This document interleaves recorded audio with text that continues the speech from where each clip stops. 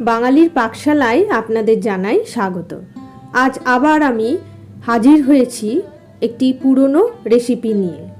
আজকে দেখাবো নোটে শাকের একটি রেসিপি।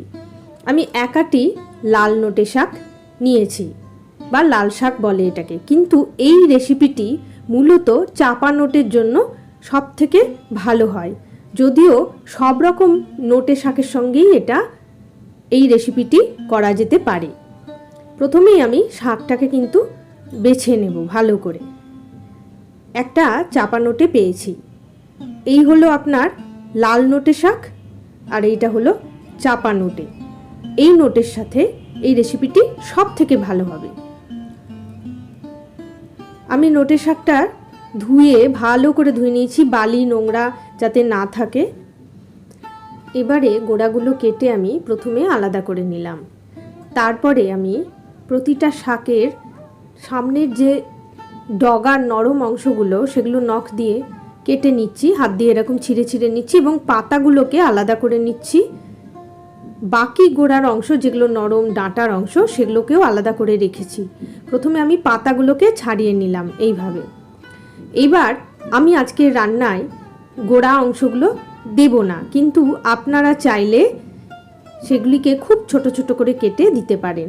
এবারে একটা কড়াইয়ের মধ্যে আমি এই শাকগুলো দিয়ে খুব অল্প পরিমাণ, এই 1 কাপ বা হাফ কাপ মতন জল দিয়ে উপর থেকে একটু লবণ ছড়িয়ে দিয়ে ঢাকা দিয়ে সিদ্ধ হতে দেব।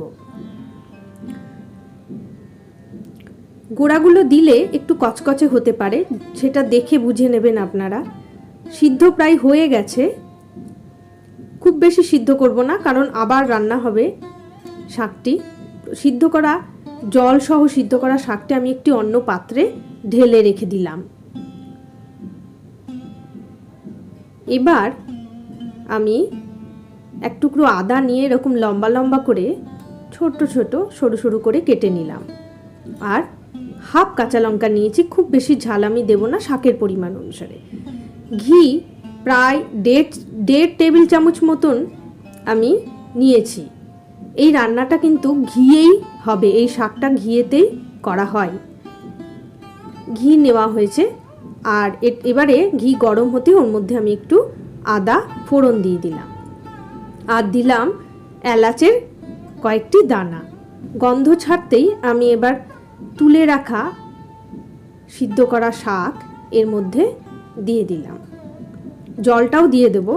আপনারা যদি মনে করেন শাক সিদ্ধ জলের আলাদা একটা গন্ধ থাকে, তো সেটা ভালো না লাগে, তবে জলটা আপনারা নাও দিতে পারেন।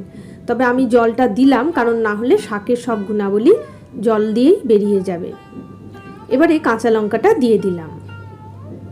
জলটা শুকোতে দেব, কড়াইয়ে আঁচ কমিয়ে বেশ কিছুক্ষণ ধরে শুকোতে দেব।